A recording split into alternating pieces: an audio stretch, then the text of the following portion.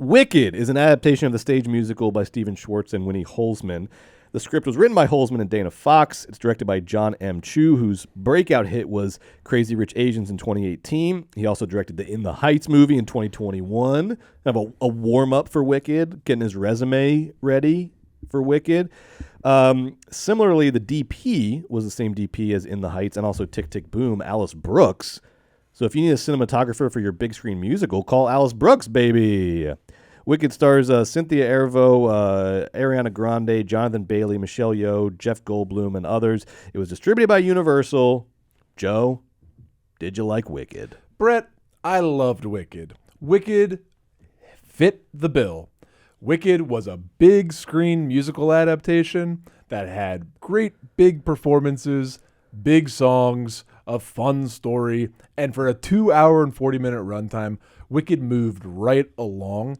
Me and the 1,015-year-old girls sitting with me in my theater all loved Wicked, and we were all crying at the end. We were all exchanging phone numbers saying, let's stay in touch after this. We're still going to be best friends, oh, that's right? Great. That's great. Right? That's great. That's the Wicked experience. Ariana Grande and Cynthia Erivo were awesome. Let's talk about Grande first because she was paid $15 million, the big bucks. Oh! She's the front runner for Best Supporting Actress or whatever and all of that. So let's talk about Ariana Grande, pop star, of course, now musical theater lady, of course, as she played Glinda, the Kristen Chenoweth character. I think Ariana Grande in this movie was very good. Would I nominate her for an Academy Award? No, I would not. But let's just face some facts. She did a great Kristen Chenoweth impression. She sung beautifully. She was funny. She carried the 3-hour-long musical movie. She was big, and she did the press tour crazy with Crazy Cynthia, and they did a great job there. They did a great job on that. They nailed it. And I just feel like it'd be easy to sort of pick apart this performance because it's easy to pick apart this movie because it's silly and it's basic and it's the Wizard of Oz musical and there's lots of things that aren't sophisticated about it. It's fun. It's his strength. The strength of the movie is that it's kind of not great. It's kind of not great, and I loved it. Yeah. Because sincerely, I thought that it moved. I thought the numbers were great. I loved the performances.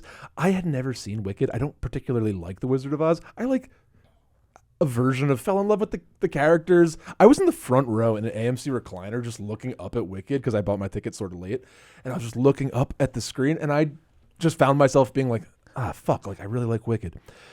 Wicked's magic system, like very funny. Yeah. They're mad about the green. Cynthia Erivo's The Wicked Witch of the West is green. They don't. Right. Everyone's like, what the fuck, green? Right. But and this is like a magical world where goats talk and everything. But they really don't like when somebody's green. They don't like green, but animals talk. Also, they all go to wizarding school, but only one person can be the wizarding student at a time if Michelle Yeoh finds one. Yeah. So maybe there's a wizarding student. A surprisingly complicated lore that you can also just completely disregard. But also, what was so funny is, and this all happens at Shiz University, right? Which they say 100 times. Which is the stupidest, weirdest. I don't understand. Like, what am I missing something?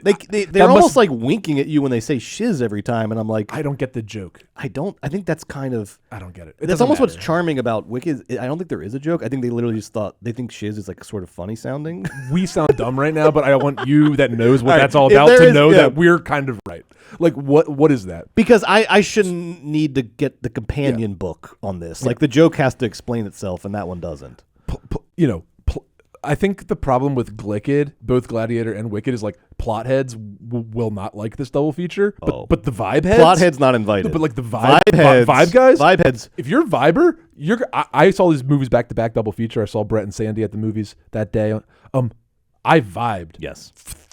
Through 2 3-hour movies like very happily. Plot heads. Very happily. Plot heads and like quality cops are not invited. No. Vibe heads get a +1. This is like, it's that meme of the guy who's sad out the bus window, happy out the bus window. It's just like, go into these movies, be the guy happy out the bus window who's just like happy to be here, and you're gonna love Wicked. Yes. I do think that people want to be like, people are like, what happened to the movie musical? Shut the fuck up. It's like, if you want to watch Hello Dolly, like, throw it on, dickhead. It was fucking the same as the dance they sang. Yeah. Fuck off. I do love... What happened in the movie musical? Well, I don't know. Last year, Steven Spielberg made West Side Story, like, you know, in my opinion, like one of the 50 best movies of the fucking century. So Chicago far. won all the Oscars a while back. Shut It's the fine. fuck up. You know, I do love that this year's Barbenheimer was... I mean, last year's Barbenheimer was weird. Like a Barbie movie and then a movie about the Manhattan Project. And then this year's Barbenheimer was a old school Hollywood musical and a sword and sandal movie. That's amazing. Glicked, way better than Barbenheimer. Wow, here we go. Because here we go. Glicked goes down smooth, Brett. Oppenheimer, first of all, you got to sit there and you got to like take like 6 Adderall and like fucking like, you know, take a cold shower and you got to like fucking focus and you got to like come out and pretend you weren't like bored. You'd be like, that was really, oh my God, that was so complicated, right? And you got to go to Barbie and be like, it's okay that it's a movie about a product. I'm just going to kind of smile ride through it out. And it is funny enough and it is charming. It's and actually very subversive. Fun. It's actually, yeah, right. Oh, it's just like, there's so much like baggage with both those movies. And Oppenheimer, folks, I love Oppenheimer. I am one of you. I am a nerd. But also, like, let's not kid ourselves. It's a 7-hour-long, boring-ass movie that I love. Glicked's like, zoop. Like, it's just like... It's just like a nice, refreshing. It's the easiest 2 movies to watch I've ever seen. Here's a hot take. Easy to watch. Even though Barbie and Oppenheimer will end up staying the test of time as the more like critically appreciated movies out of these 4. Easy. This was more. Glicked was more for the real movie fans, like the down and dirty fucking addicts, like the one that can't. We just have to go to the movies because we're literally getting these like old school genres. I thought were dead in the water, just like coming back in full force. And they're not complicated movies. They don't demand a lot from you. It's just pure spectacle. They demand you actually turn your brain off sometimes and just kind of like vibe and enjoy. It was so much better. Like, would I rather watch Oppenheimer or Gladiator 2 tonight?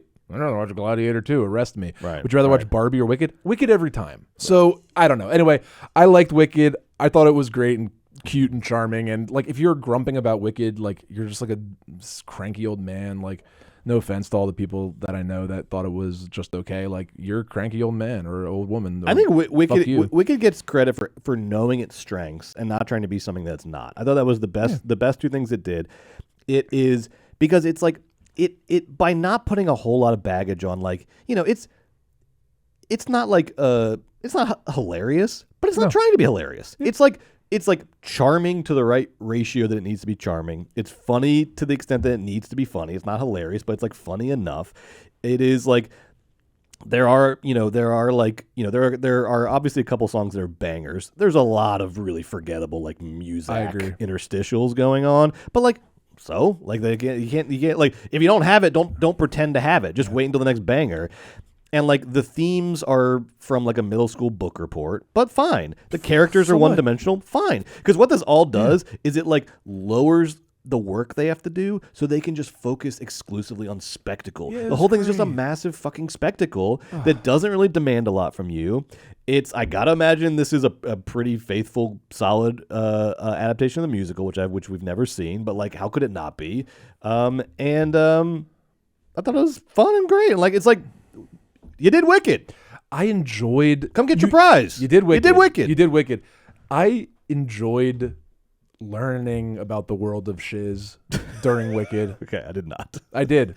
I enjoyed. I just could give a shit about no, shiz. I liked all of shiz. I was like, oh, weird. Like, that's what cafeteria's like. Like, it was so. I don't know. I thought the movie was surprisingly just charming and simple and nice, and the music was great. And there's nothing simple about how talented and vocalist Cynthia Erivo is. Like, you know, she's fucking incredible. I know she's silly in the interviews, but when it comes to freaking singing and acting at the same time, you can't beat that, man. And also, I mean, based on everything we've discussed tonight about Snow White and Captain America and these just slam dunk IPs that Hollywood finds a way to fuck up, a movie like Wicked deserves credit for not fucking up a slam dunk.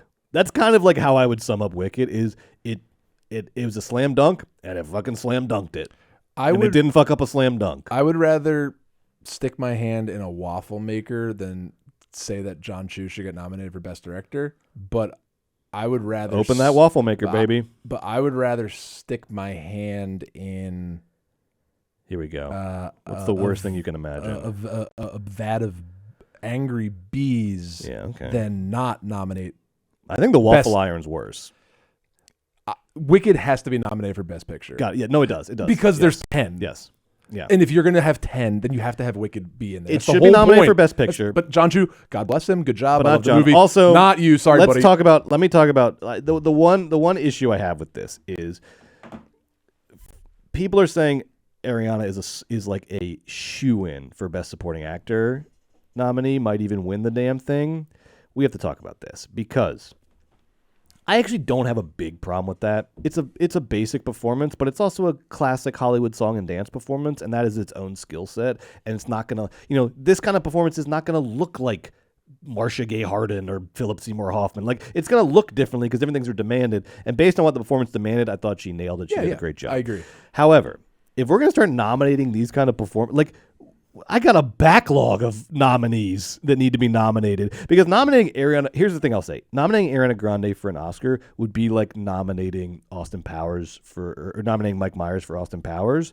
But also, I think we should be doing that. But I just don't like. It's like we're gonna start doing it now because the popular girl did it, and so we have to reward the popular girl for the good job she did. But it's like, can we, like, if we're gonna start like taking these kind of performances seriously for Oscars, let's fucking do it. But there's a lot of other types of performances like this that deserve recognition for being high level entertainment, even if they don't sort of meet the like super serious sort of dramatic expectations of what the Academy voters think of as a good performance. I'm fine with it. I just don't like that it's like we're doing it because it's the popular girl, whereas like there's a lot of other people that deserve this kind of recognition for similar performances. So hey, look, if we're doing it, we gotta keep doing it. If Ariana's gonna get nominated, then next year's Ariana has to get nominated. Just throwing out there, like last year, Daniel Brooks was nominated for Best Supporting Actress for a musical. Like, but the color purple is more sort of thematic heft than Wicked does. I see your point isn't about performers singing and dancing. You're just saying forever. It's a first thought performance that's in a simple, not deep. It's not a deep performance. The Oscars, it's full of talent. Yes. It just isn't some great introspective piece of acting. But I like recognizing that. Yeah, me too. It's just the Oscars have forever sent the message that if you have fun in your movie, you can fuck off. And you're just saying, oh, now that a world-class pop star's having fun, she gets to get nominated. Yes. Okay. There's a little bit of that going on. The rich get richer, Yeah, whereas I think there's a lot of people who should be getting nominated for these types of performances. That's my only gripe with it. Oh, whatever, it's fine. But that hasn't happened yet, so maybe we don't know what's going to happen. Everybody's saying it's a shoo-in. She's on our power rankings. Oh, yeah. No, it's a show-in. All right, let's talk about Gladiator 2. Actually, before we do that really quickly, I do want to give a shout out to something that I am always excited to see in TV movies, which is Peter Dinklage, who's the voice of like the Goat Professor. Peter Dinklage is doing his like not quite a British accent. He's doing his like his old-fashioned accent, his like fairy tale accent, and I love it. Fantasy man. Yes, it's like well, it's an interesting tale, my boy, and if you sit down, I'll tell you. It's like so close to British, but not. It's like this generic high fantasy accent that he does. He did it in Game of Thrones. He does it here. I fucking love it. The goat was so funny, and when the goat gets like racistly goat attacked, it was and like everybody in Wicked's treating it like that was just such like a disorienting moment of like, oh, Wicked's trying to do a thing. Yeah, Wicked. Also, shout out Bowen Yang. Bowen's in it. Cracked me up. Yeah, and your scene partner too. Everyone very funny. Everyone was great, top to bottom.